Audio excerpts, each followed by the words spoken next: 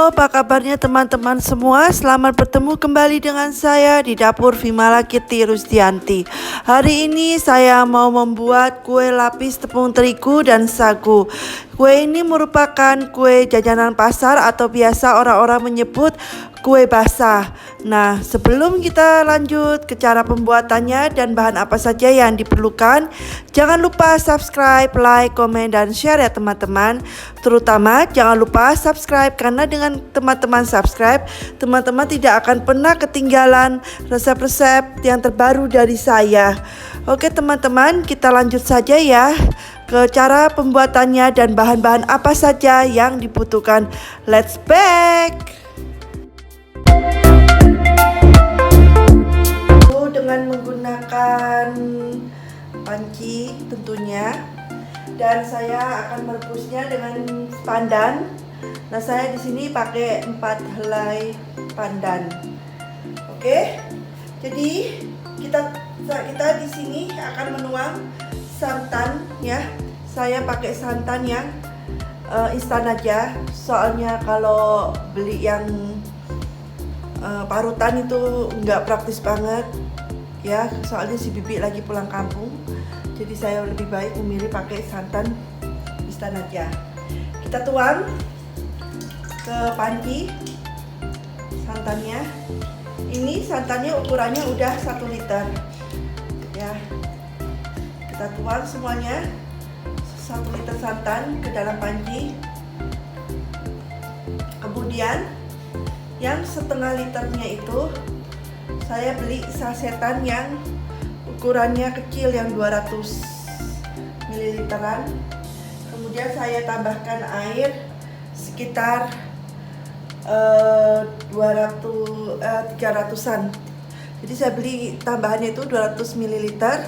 Jadi satu saset santan sankara yang kecil itu saya tambahin 300 ml itu air biasa ya, jadinya semuanya jadi 500 gini.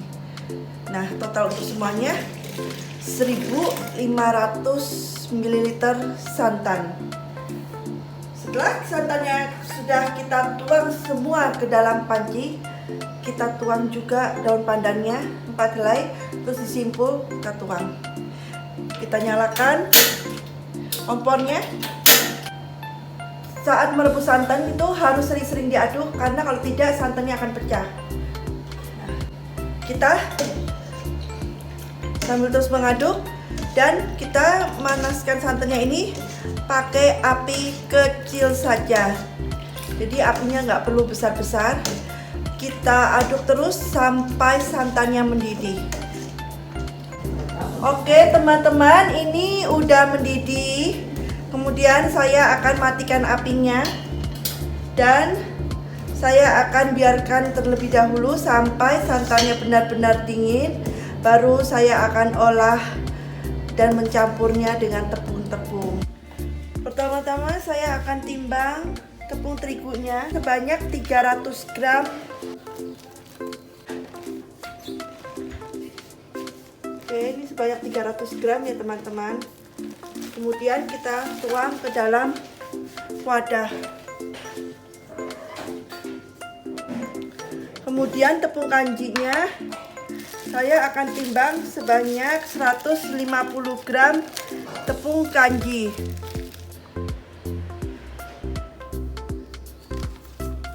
Oke, tepung kanjinya 150 gram. Kemudian gula pasirnya sebanyak 350 gram. Gula pasir. Saya akan timbang gula pasirnya sebanyak 350 gram.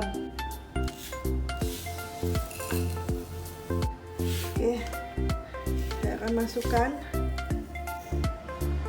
dan saya akan masukkan vanili bubuk sebanyak 1/4 sendok makan. Kemudian saya akan tuang vanila bubuknya 1/4 sendok makan, sekitar seginilah, dan garam halusnya sekitar setengah sendok makan, sekitar segini. Tambahin dikit lah, setengah sendok makan. Kemudian saya aduk sampai merata. Setelah tercampur merata, Saya akan tuang santannya yang tadi sudah saya masak dengan daun pandan. Nah, akan saya tuang sedikit demi sedikit. Ini santannya setelah dimasak sudah saya ukur kembali dan saya ambil 1500 ml ya, sekitar 1,5 liter yang saya akan pakai. Ini saya tuang sedikit demi sedikit. Saya akan aduk, kemudian saya akan tuang lagi yang 1 liternya.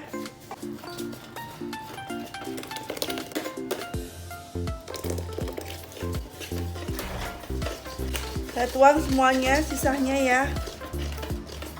Setelah sudah tercampur merata dan adonannya licin, saya akan saring adonannya terlebih dahulu dan kemudian saya akan bagi dua.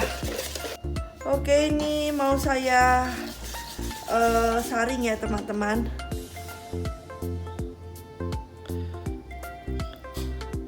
Ini saya belum bagi dua ya. Setelah semuanya sudah tersaring, saya akan bagi adonan ini menjadi dua. Oke, ini udah saya bagi menjadi dua bagian. Bagian yang satu saya mau kasih pasta coklat secukupnya, kemudian akan saya aduk. Saya akan campur aduk sampai merata. Kemudian ini loyangnya mau saya tuang minyak sedikit aja, secukupnya. Kemudian mau saya olesin secara merata ke loyangnya. Oke, ini udah merata ya minyaknya. Dan sekarang saya akan menunggu kukusannya benar-benar panas, baru kita akan mulai ngukus. Teman-teman, ini kukusannya udah panas. Kemudian saya akan panaskan dulu loyangnya selama 10 menit di dalam kukusan. Nah, jangan lupa tutup kukusannya itu harus ditutupin sama kain. Soalnya ini untuk mencegah supaya uap airnya itu jatuh ke dalam loyang atau adonan. Ya, kalau jatuh di dalam adonan itu akan menyebabkan adonan itu jadi jelek. Kalau lapis ini jadi tidak jadi adonannya itu bergelembung-gelembung, tapi kalau bolu kukus makan jadi nggak mekar gitu. Ini sudah 10 menit ya teman-teman, dan saya akan buka tutup pancinya. Setelah kita panaskan loyangnya di kukusan selama 10 menit, kemudian saya akan menuangkan adonan coklatnya terlebih dahulu sebanyak 2 sendok sayur ya teman-teman. Setelah kita tuang, nanti akan saya ratakan sampai adonannya itu benar-benar menutupi semua loyang. Ingat ya teman-teman, pastikan adonannya merata. Oke, dan akan kita kukus selama 5 menit. Setelah adonan coklatnya itu dikukus selama 5 menit, kemudian kita akan buka tutup kukusannya dan kita akan masukkan adonan putihnya yang berwarna putih ya teman-teman. Itu sama sebanyak 2 sendok sayur juga. Kemudian setelah kita tuang, kita ratakan adonannya agar benar-benar merata ya, di loyangnya itu sudah tertutupi oleh lapisan adonan putih.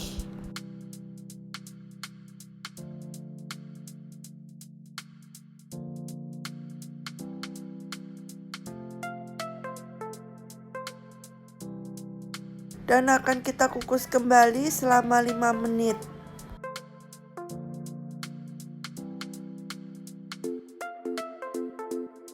Kemudian langkah-langkahnya akan saya ulangi kembali sampai adonannya habis. Jadi selang-seling antara putih coklat dan dikukus 5 menit. Oke teman-teman, ini step terakhir. Saya akan tuangkan adonan terakhir. Kemudian nanti akan saya kukus selama 45 menit.